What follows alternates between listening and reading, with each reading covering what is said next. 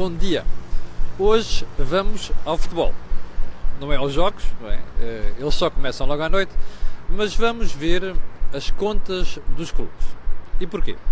Nas últimas semanas, muitas das pessoas que desse lado nos veem têm-me questionado sobre os resultados semestrais que os clubes, sobretudo os três grandes, apresentaram no primeiro semestre deste ano futebolístico, porque as contas dos clubes são aferidas não em função do ano civil, mas do meio do ano até ao meio do ano seguinte. Ou seja, o ano económico não coincide com o ano fiscal. Então, a pergunta das pessoas era, bem, no primeiro semestre deste ano, eu estive a ver aqui as contas dos clubes, várias pessoas perguntaram isto, e não percebo. Porque aquilo é só lucros, não é? Tirando o caso do Porto, já vamos falar das contas individualmente, tirando o caso do Porto, isto é só lucros. Mas depois eu ouço dizer que os clubes estão em dificuldades e que têm problemas, isto é muito simples. Vamos lá recapitular o que aconteceu no primeiro semestre deste ano. Ou seja, julho de 2017 e julho de 2016 e dezembro de 2016. Sporting, lucros de 46,5 milhões de euros. Benfica, lucros de 2,6 milhões de euros. Porto, prejuízo de 30 milhões de euros. O que é que isto mostra? Que no caso do Sporting e do Benfica, existem resultados positivos ao contrário do que se deu com o Porto. Mas agora vamos descer ao pormenor. Se nós tirarmos a vendas de passos de jogadores, isto modifica completamente o cenário. Por exemplo, no caso do Sporting, a venda de espaço de João Mário e de Slimani, que renderam mais de 70 milhões de euros, acaba por proporcionar aquele resultado positivo. Em termos operacionais, o Sporting até tem prejuízo. Dos três grandes, o Benfica também transferiu Gonçalo Guedes, Hélder Costa, mas não está refletido nas contas do primeiro semestre. Provavelmente vai estar refletido nas contas do segundo semestre. A minha previsão é que nas contas do segundo semestre o Benfica vai voltar a apresentar resultados positivos e provavelmente até mais elevados do que apresentou agora. Bem, no caso do Porto, qual é o problema? Exatamente esse. É que não houve transferência de jogadores. Daí o prejuízo de 30 milhões de euros. Bem, a pergunta é, mas afinal os clubes estão a viver bem? Não, não estão. E este é que é o ponto muito importante. E porquê? Porque os clubes acumularam prejuízos monumentais nas últimas décadas, particularmente na última década e meia. E o que é que isso provocou? Endividamento. Até há poucos anos, o que acontecia era que os bancos ajudavam de forma substancial os clubes. Aliás, havia um, que era o Banco Espírito Santo, que estava sempre de mão dada com clubes. Bem, o que é que aconteceu? Com a crise de 2008, nomeadamente a crise financeira, as instituições financeiras foram obrigadas a afastar certos clientes. Ora, as SADs dos clubes eram precisamente um desses clientes indesejados. E, portanto, o apoio que a banca hoje dá não quer dizer que não dê, não quer dizer que não faça operações com os clubes, com as SADs. Mas a verdade é que esse apoio alterou-se substancialmente.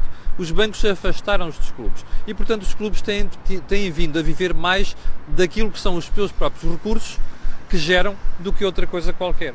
E daí este novo realismo, não é?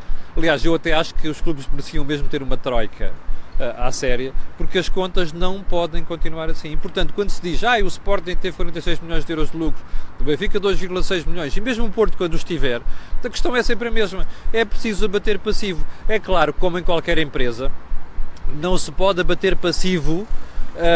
Aliás, não é necessário bater todo o passivo de uma vez, isto pode-se ir amortizando, não é? O fundamental é que se gere receitas para ir pagando a dívida que as empresas, que neste caso as SADs são mesmo empresas, que essas SADs têm. E, portanto, não vale a pena nós estarmos aqui a pensar que os clubes podem fazer floreados e manter as equipas com jogadores de luxo, como mantinham até há pouco tempo, porque isso não é possível. Repare, o Sporting não gostaria de ser desfeito de Slimani e de João Mário, mas foi obrigado a fazer isso. O Benfica a mesma coisa com a transferência de Gonçalo Guedes. E o Porto seguramente no final desta época irá fazer a mesma coisa.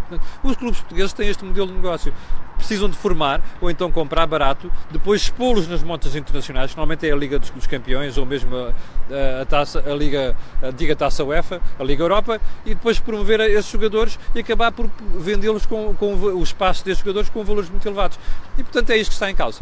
Segundo tema da conversa. Já agora uma coisa, se me perguntarem porque é que eu não estou a fazer esta conversa ali em baixo, que era o meu desejo, é muito simples. O Benfica não autorizou que eu fizesse esta conversa à frente da estátua do Eusébio. Shame on you. Bem, segunda questão. Os bancos. Os bancos, o Caixa Geral de Depósitos apresenta hoje um prejuízo que deve chegar a quase 2 mil milhões de euros. Ouviu bem? Não é 2 milhões de euros. São 2 mil milhões de euros. Aquilo que em inglês diz billion. Você deve estar impressionado, não é? Eu também estou. Mas não estou admirado. Mais, esperava-se que a Caixa apresentasse até um prejuízo superior a isto. E a pergunta que você faz é, então, mas espera aí. Nos últimos anos também teve prejuízo, mas não teve um que nunca teve prejuízo, chegassem até aqui. Pois é que as contas, os auditores, os supervisores estão a apertar e o que se passa é que estão-se a reconhecer prejuízos, nomeadamente crédito mal parado, que já vem atrás e que não tinha sido reconhecido. E agora faça esta conta. Pegue lá, vai para casa, faça uma pesquisa no Google e nas contas, nos relatórios dos bancos e olhe para os últimos 10 anos. E veja de perdas e de previsões que os bancos tiveram que fazer, quanto é que estouraram nos últimos 10 anos. A minha conta aponta por alto para cerca de 50 mil milhões de euros. Ouviu bem? 50 mil milhões de euros. Isto diz bem da forma como a banca geriu a sua relação com a economia durante este período. Preocupante, não é? Pois é. Por isso é que é preciso termos reguladores e por isso é que temos de ter auditores que sejam muito cautelosos na forma como olham para aquilo que os bancos estão a fazer, que é para nós não termos repetições de BPNs, de situações como passou pelo BCP, como passou a Caixa Geral de Depósitos, não é? E sobretudo situações como aquelas que aconteceram com o Banco Espírito Santo. Isto só se resolve com mais aperto na supervisão. Ora bem, chega de mais notícias, tenham um grande fim de semana e até segunda-feira com a Cor do Dinheiro.